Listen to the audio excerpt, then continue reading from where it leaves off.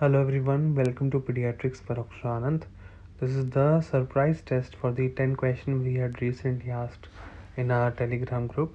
So starting with the questions, so we'll try to answer one by one. So number one, we have the first question is, wait, I'll show you. This is the question. So the question is that identify the above spotters shown in the picture. The options are APO incompatibility, breast milk jaundice, hydrops fetalis, hypoalbuminemia. So what do you think? So this baby, he looks like a Enasarca, right? Generalized swelling all over the body and a big placenta, big baby, and large liver, everything. So this is the best example for nothing but hydrops fetalis. Okay, hydrops fetalis due to RH incompatibility. So hydrops fetalis is a very important entity seen in the picture. Okay, so hydrops fetalis. Next question. Above photograph of the child shows some abnormality. Diagnosis is what? The options are iron deficiency anemia, fetal alcohol syndrome, Kwashiorkor, marasmus. So if you see this picture properly, if I zoom it, like can you see the points are short palpebral fissure, smooth philtrum, thin upper lip, yes or no? So these were the findings. So the best example comes to my mind is fetal alcohol syndrome. Fetal alcohol syndrome will have these important findings. Okay, the baby will have IUGR, developmental delays and everything. Child shown in this picture has which abnormalities seen in the foot, and what is the diagnosis? So what do you think this baby is showing to you? The options are clubfoot, flatfoot, acrocyanosis of foot, and none of the above. So I can see little bluishness I can see in the baby's feet. So when the peripheries are blue, when the baby is pink, you will call this condition as acrocyanosis, one of the conditions in newborn which looks abnormal but is normal. Acro means periphery, cyanosis means bluish discoloration. Okay. Question number 4. Image of the baby shown above tells which of the following diagnosis? Hyaline membrane disease, transient tachypnea of newborn, meconium aspiration syndrome, or connectrus.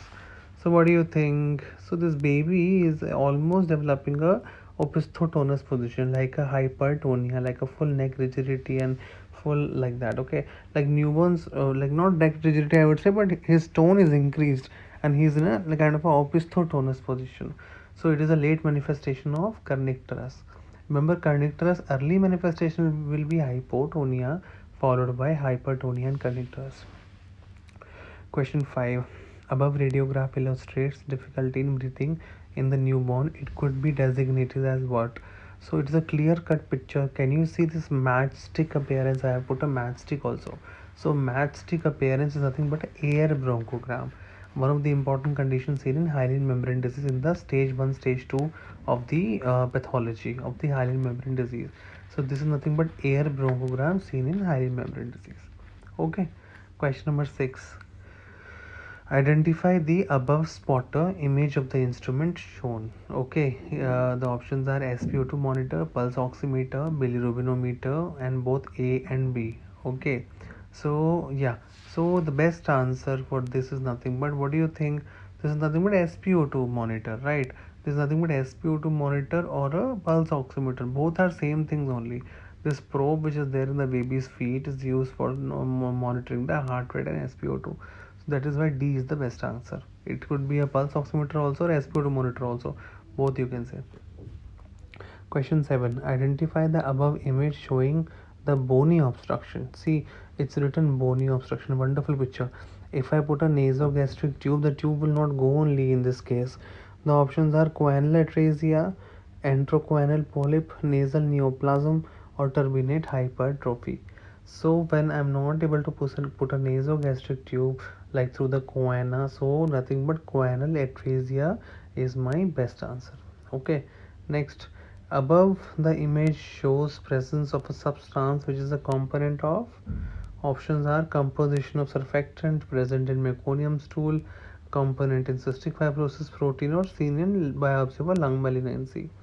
So if I zoom the picture, is nothing but I can see dipalmityl phosphatidylcholine, nothing but lecithin.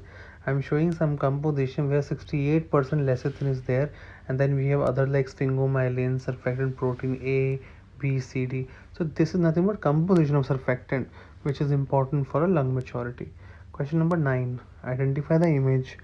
Options are Wernicke's caseosa, meconium stool, healthy baby stool, and transient stool. So again, if I zoom the picture, this whitish material which I'm able to appreciate in this baby, like this whitish.